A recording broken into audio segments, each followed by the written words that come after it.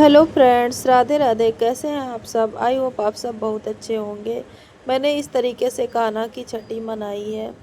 सबसे पहले मैंने अपने कान्हा जी का वस्त्र निकाल दिया है उनको नहलाने के लिए। फिर मैं उनको नहलाने जा रही हूँ। मैं उनके ऊपर फूल डाल दी हूँ और शंख से स्नान कराया। फिर मैंने गंगा जल में लोटे से स्नान कराया।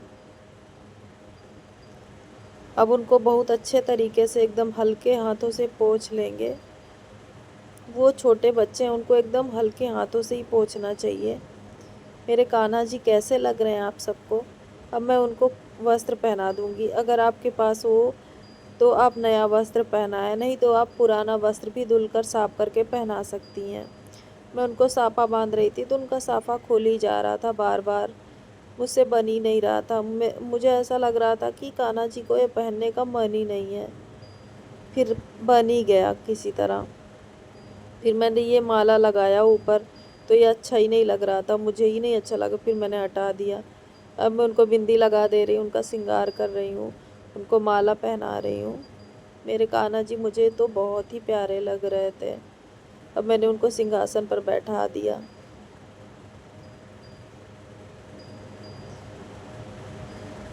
उनके पास बांसुरी रख दिया। बांसुरी रखना तो बहुत ज़रूरी है। अब उनका भोग प्रसाद, आरती की थाली सब उनके पास ही रख दिया। अब उनकी पूजा करूँगी। सबसे पहले भोग में तुलसी दल डालना बहुत ज़्यादा ज़रूरी होता है। बिना तुलसी दल के कोई भी चीज़ कान्हा जी स्वीकार ही नहीं करते, तो तुलसी दल तो ज़रूरी है ही।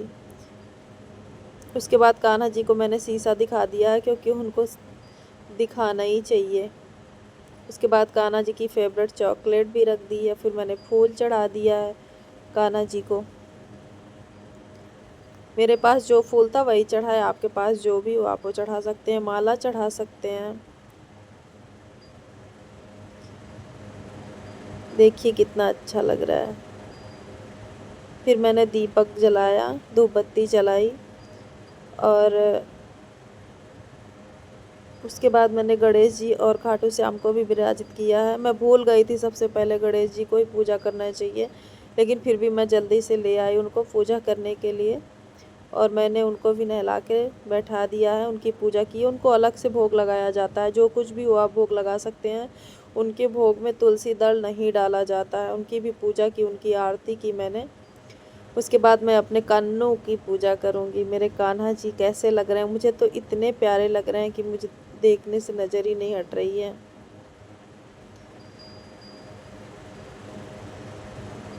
अब मैं अपने कान्हा जी को भोग लगाऊंगी। सबसे पहले मैं पानी से छींटे लगा दे रही हूँ, फिर घंटी बजा रही हूँ और कान्हा जी को कह रही हूँ कि हे कान्हा जी, अब आप भोग स्वीकार कर लीजिए। मैं ज़्यादा कुछ नहीं बना पाई, बस कढ़ी चावल ही बनाई हूँ। बाकी माखन मिश्री और पानी और सब चीज़ों का भोग लगाऊंगी। मैं अपने कान्हा जी को बहुत ही प्यार से खिला रही हूँ। उनसे कह रही हूँ कि आप भोग स्वीकार कर लीजिए माधव। फिर मैं उसके बाद उनकी आरती कर रही हूँ। मैं उनकी आरती कर रही हूँ। वो जैसा लग रहा है कि मुझे देख रहे हैं। आप सब भी आरती ले लीजिए, मेरे कान्हा की, मेरे माधव की आरती।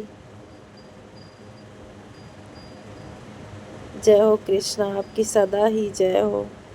उसके बाद मैं अपने कान्हा को आरती दिखा रही हूँ। भगवान को आरती दिखाना सबसे पहले बहुत ज़रूरी होता है। उसके बाद मैं आरती को भी पानी छिड़क के हाथ जोड़ ले रही हूँ। उसके बाद मैं काजल बना रही हूँ। आरती से ही चम्मच में काजल बना ले रही हूँ। ये देखो मैंने काजल बना लिया है। अब मैं अपने कान्हा को काजल लगा रही हूँ।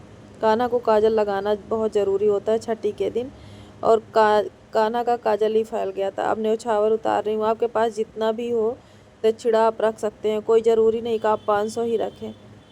अब कान्हा को छठी के दिन झूला झुलाना भी बहुत ज़रूरी होता है, तो मैं उनको झूला झुला रही हूँ। और झूला झूलते हुए तो मेरे कान्हा और भी सुंदर लग रहे हैं। झूले पर भी मैं उनकी आरती कर रही हूँ और उनसे कह रही हूँ कि आप भोग स्वीकार कीजिए।